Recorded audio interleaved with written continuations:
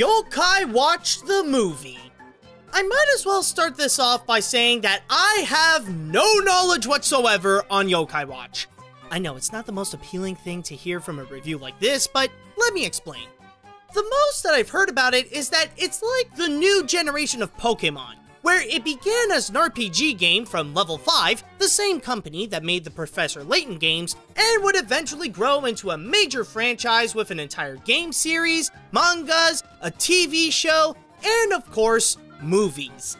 In this case, I'll be looking into the first movie of the franchise from late 2014. And yes, I will be analyzing this from the perspective of a non-Yokai Watch fan. But you might be wondering, how is it that I got myself in the position where I'm reviewing a movie from games that I haven't played? Well, you know, a Yokai fan from Patreon really wanted me to talk about it, so at least I can safely say that this is not my idea. So now that we're getting some yokai ready for battle, will they use their Sultimate moves to give us an unforgettable experience? Or is the movie as useful as a broken watch? Let's find out. The story. So for my first yokai experience, I will say that this is, rather confusing. Here's the thing. One problem that this movie has is that it's not as welcoming for newcomers. We barely get much backstory on what this world is all about, and left with some unanswered questions regarding some of the basic elements of the franchise. Like, what are the yokai and their purpose? Why is Nate so important? Why is the Yokai Watch a big deal? And more. In short, yeah, this is one of those movies based on a TV show that's made exclusively for the fans.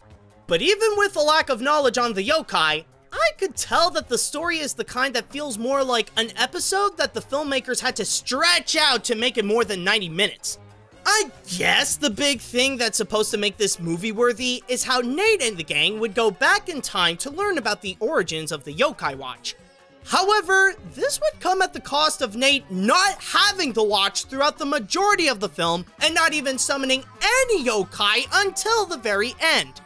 As you can imagine, the intensity is kept rather low, where the characters have to fight off the same looking dark creatures called the Wicked, and then just talk among each other. This is why it gives out the feeling like this was always meant to be an episode of the anime, or at the most a two-parter, where some scenes feel like they drag on and don't serve much of a purpose. In fact, it had to literally point out when the situation gets movie-worthy big at the end. This is only happening because we had the villain trapped, so she had to turn into a CGI monster in order to make the movie more exciting! Honestly though, the ending is exactly what you'd expect from this kind of film where all the yokai come out to fight the ultimate bad guy, you know what I mean? But then there's also the humor, which the franchise is also known for being less serious and more tongue-in-cheek than most animes of its kind. For the movie, at least for newcomers, the jokes are more hit and miss. Sometimes there are some chuckle-worthy moments, while others feel more like they're just trying too hard. Again, if you're into the anime, then you'll probably get more laughs. I'm pretty certain that the fans will understand it more, but for the rest, the story just feels long, underwhelming, and a little predictable. The animation. Not only does it feel like it was meant to be just an episode made for television, but it also looks like it too. Now, I'm not saying that the animation is bad by any means. It's just that it doesn't take any risks whatsoever. On its own, the designs are pretty decent with a simpler look and crafted to make the characters look more rounded. With the character animation, there's a nice contrast to show how the humans move in a more natural manner, while the yokai have the freedom to be more flexible and act more like a cartoon, emphasizing the use of squash and stretch. As for the backgrounds, while well executed, they do look rather plain. There's nothing special about the world around the characters. They're just hanging around in a 1950s Japanese town and in a factory without any special point of view. I would also like to note that there is also some use of nice-looking CGI, but those moments are pretty rare and only used on the villain's clock machine and the giant monster at the end. While all this is fine and could still make a good-looking animated feature, It's just that for a movie based on an anime series, it certainly feels like it's holding back from its full potential.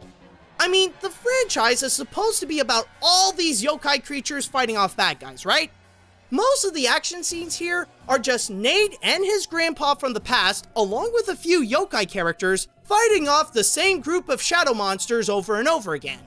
The only times when the animation can be either creative or spectacular is with the grand finale and at the beginning with Mega Nyan making everything randomly big.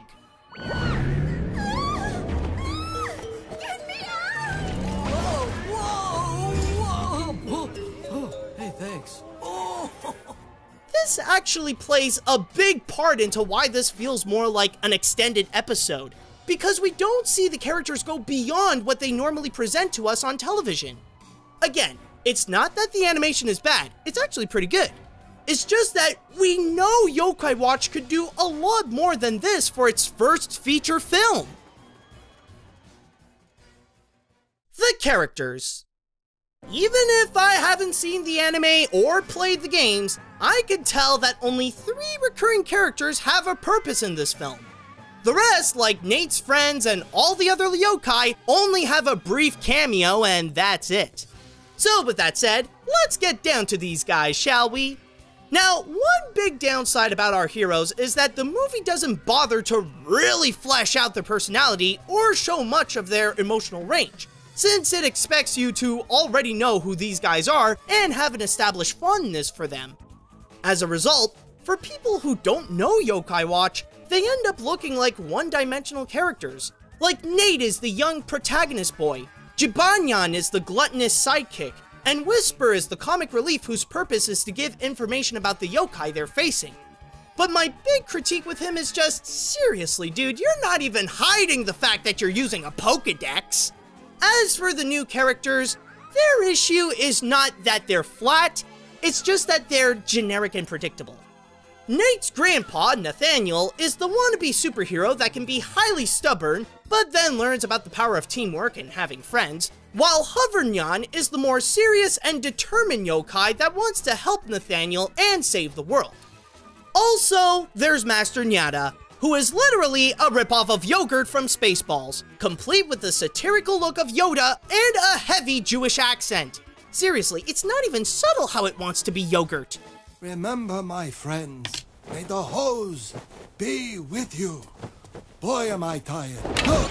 Please, don't make a fuss. I'm just plain yogurt. And then you have the villain Dame Deadtime, who is basically a cartoon villain. She wants to fill everybody with hate and anger and then take over the world while using her powers of yelling. The movie does try to give her an established backstory, but only for like 30 pointless seconds and then goes back like nothing happens. By the way, since I watched the English dub of this, I just want to mention how the voice acting is ridiculously over the top. While this is meant to be a family-friendly anime, the acting makes it feel like a godforsaken Looney Tunes cartoon.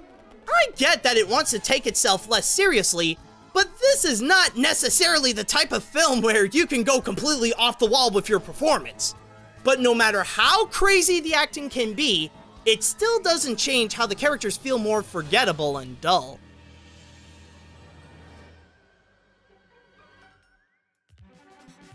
You know, I'm starting to understand how Yokai Watch is actually very similar to Pokemon, complete with a first movie that non-fans wouldn't understand or wouldn't even think it's good. Yokai Watch the movie may give entertainment to the fans, but would leave the rest with nothing of value with a story that's meant for an episode more than a movie, okay animation, uninteresting characters, hammy voice acting, underwhelming action scenes, and does a poor job introducing newcomers to the franchise.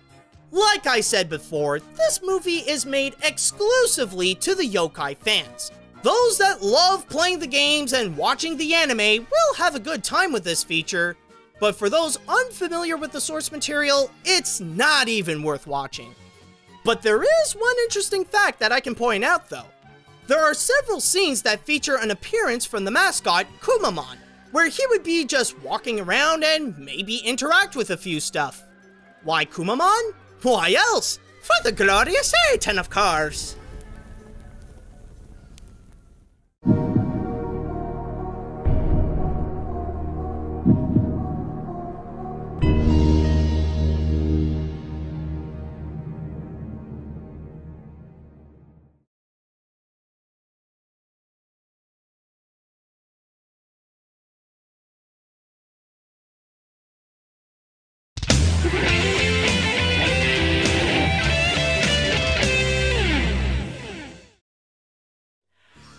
guys, this is AniMat. I just want to start things off by giving a huge thanks to Rick Green for his amazing support on Patreon, which allowed him to get some awesome rewards, including this one, where he can request me to review Yokai Watch the movie. And honestly, yeah, this kind of sucks. This is not a good introduction to Yokai Watch, especially for someone like me who has no idea what Yokai Watch is. This is not the best thing to start off with.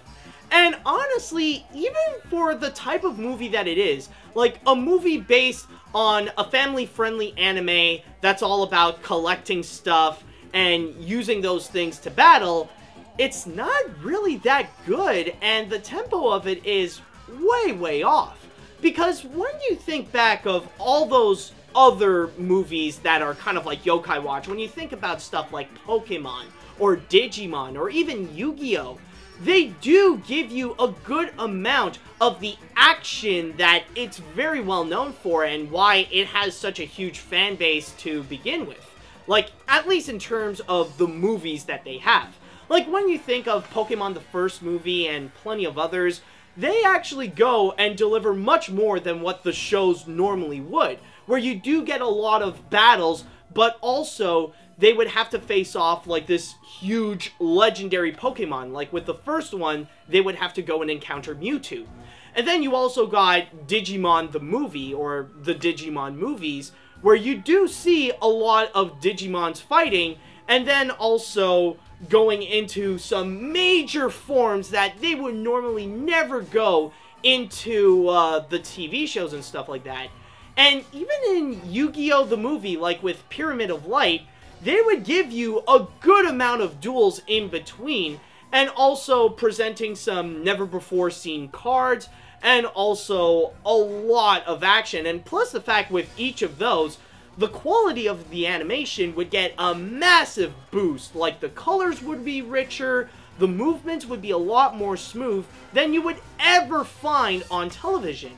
But with Yokai Watch, you get very little of that. You don't really see a lot of yokai monsters fighting each other. You don't see a huge amount of yokais coming together to go and fight them. And even like the ultimate forms that some of the yokais would present, they're a little bit underwhelming. Like, they mostly go through a color scheme and that's pretty much it.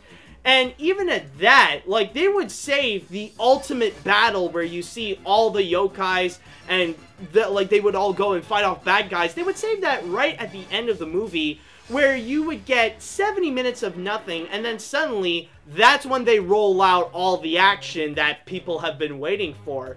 And honestly, after 70 minutes, I would be at the point that I just don't care. The movie gives me nothing to where I would be interested into. So if I don't care for 70 minutes, it's honestly a little bit too late to suddenly care about something now. You know what I mean?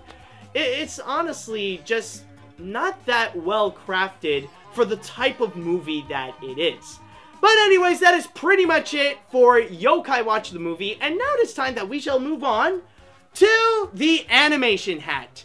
And before I get into this, I just want to start off by saying that if you guys would like to be like Rick, and you want to go and support my work and get some awesome rewards at the same time, including going to see my videos before anyone else would, then all you have to do is go to patreon.com/animat. But at the same time, if you guys would like to go and suggest to me an animated film you would like me to review and I would put into the animation hat, then all you have to do is go to animatsreviews@gmail.com. Okay, so, with all that said, let's see if I can get anything, and I dropped a few. I can already feel, like, some of them scraped my arm, so I'll pick that up later. I'll see. There we go, okay. We finally got one. So, the next review shall be, if I can find the opening, there it is. Okay, and the next one is... Oh no. Oh no. Oh no, is it? Wait a minute, wait. Wait a minute. No, wait. Oh! Oh, thank God. Okay, good. False alarm. False alarm. Good, good, good. I just realized, like, I actually drew The Legend of the Titanic, and I actually did review that one. It's not Titanic, The Legend Goes On. I've already reviewed The Legend of the Titanic. Okay, thank you. Oh, thank God. Okay, good. Alright, hold on. Let me just go and redo that. Let me just go and pick another one quickly. There we go. Okay. Now, the next review shall be... Oops. Oh, this one. Okay. Okay, I see. Now, this is actually going to be an interesting take on this movie, because I'm sure you guys are well aware about the 1980s cartoon, or you're probably familiar with the comics that started it all, or maybe you guys are major fans of the Nickelodeon series of the 2010s. But this is not any of that. What I'm going to be looking at is actually going to be the 2007 animated series. Or I think it's actually 2007, but I'm actually pretty sure. If we're, worst comes to worst, I'll correct myself somewhere over here. So, yeah. Maybe you guys know what I'm talking about, though. So, I'll be checking out the movie from the late 2000s. A little sarcasm, you want to me? Did it start me? Could you please make a toast for the game? Because you don't speak what I mean. Same thing, new date, same track time. Welcome to Shell Shock, ringing in your ears like the bells at El Rock. It doesn't matter whether. Now I can clearly see how this will work.